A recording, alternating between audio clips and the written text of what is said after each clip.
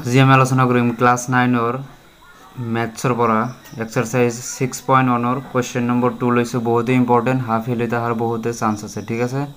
তো এবাৰ চাই লোৱা কোৱেশ্চনটো আমাক কি কৈছে চিত্ৰ আমাক দি আছে 6.4 6.14 তোমালোকে নিশ্চয় দেখা পাইছা চিত্ৰটো বহুত ধুনীয়া কৰি ড্ৰ কৰা হৈছে x y আৰু mn ৰেখাই o বিন্দুত কটাকটি কৰিছে এই জোনটো তোমালোকে দেখা পাই আছে x y আৰু mn ৰেখাটো কি কৰিছে o বিন্দুত কাটাকটি কৰিছে ঠিক আছে नेक्स्ट আমাক কৈছে কি যদি এঙ্গেল POY যদি তোমাৰ 90 ডিগ্ৰী হয় আৰু আমাক দি আছে A/B A অনুপাত B দি আছে কিমান 2:3 তেন্তে আমি C নিৰ্ণয় কৰি দিব লাগে হয়নে এই জোনটো C কোণ তোমালোকে দেখা পাই আছা এই C কোণটো আমি উলাই দিব লাগে তো আমি ডাইরেক্ট সলিউশনত আহিম গিভেন কৰা আছে আমাক কি যে এঙ্গেল POY = 90 ডিগ্ৰী POY এইটো আমাক 90 ডিগ্ৰী দিয়া আছে তোমালোকে স্পষ্টকৈ দেখা পাইছা তেনে হলে A plus B জোনটো হ'ব নাইবা তুমি কব পাৰা কি এঙ্গেল POX কিমান ডিগ্ৰী হ'ব 90 ডিগ্ৰী হ'ব আৰু আমাক কি দিয়া আছে লগতে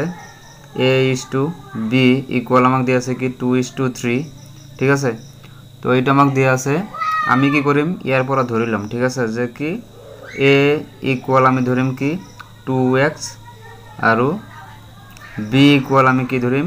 B জোনটোৰ ৰেশিও আছে 3 এটা আমি ধৰিম কি 3x ঠিক আছে এখানে লেখে তো স্পষ্ট করে বুঝি পাইছা এদিয়া সোয়া যেহেতু a = 2x are b = 3x হয় আর তোমালোকে অলরেডি দেখা পাইছা কি অ্যাঙ্গেল POX = কিমান ডিগ্রি হয় 90 ডিগ্রি হয় না নয় তো আমি ইয়াতে ডাইরেক্ট লিখিম কি অ্যাঙ্গেল POX = তোমার কি হয়ে আছে 90 ডিগ্রি অ্যাঙ্গেল POX মানে কি হয় एक्चुअली অ্যাঙ্গেল A আর অ্যাঙ্গেল B গতিকে আমি লিখিম কি a + b মানে एंगल A कोण और एंगल B कोण प्लस কৰিলে আমি কিমান পাম 90 ডিগ্ৰী পাম যেহেতু এই দুয়োটা মিলি তোমাৰ 90 হৈ আছে গতিকে ইয়াতো আমি কিমান লিখিম 90 ডিগ্ৰী ঠিক আছে এতিয়া সোয়া A মানে কিমান ধৰিছা তুমি 2x তো এই ঠাইত লিখিবা 2x + B মানে কিমান আছে 3x তো লিখা ইকুয়াল টু তোমাৰ কিমান হ'ব 90 2x + যদি আমি 3x কৰি দিও আমি কিমান পাম 5x তো 5x ইকুয়াল টু তোমাৰ কি হ'ব 90 দেখা পাই আছা স্পষ্টকৈ তো ইয়াতে হৈ আছে আমাৰ কিমান 90 লগতে 5x ৰ লগত পূৰণ হৈ আছে গতিকে যদি আমি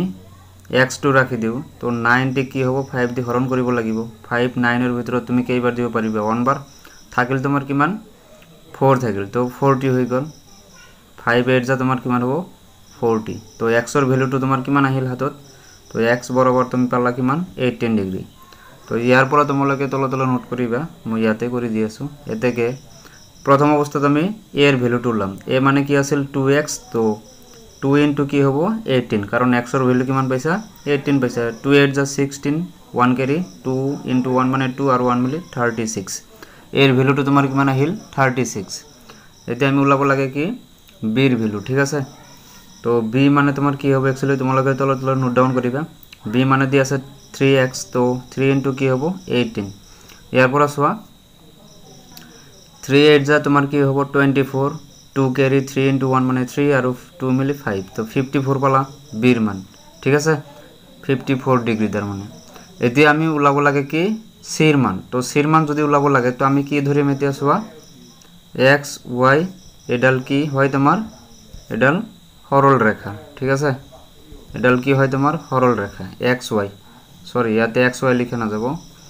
mn লিখিম আমি mn এডাল তোমার কি হবে সরল রেখা ঠিক আছে a to mn জোনটো তুমি দেখা পাই আছা তো এইটো কোণ আৰু এইটো কোণ মিলি তোমাৰ কি হ'ব এঙ্গেল B + এঙ্গেল C এঙ্গেলৰ চিহ্ন নিদিলে হ'ব কিমান হ'ব 180 কাৰণ এটো কি হৈ আছে সৰল ৰেখা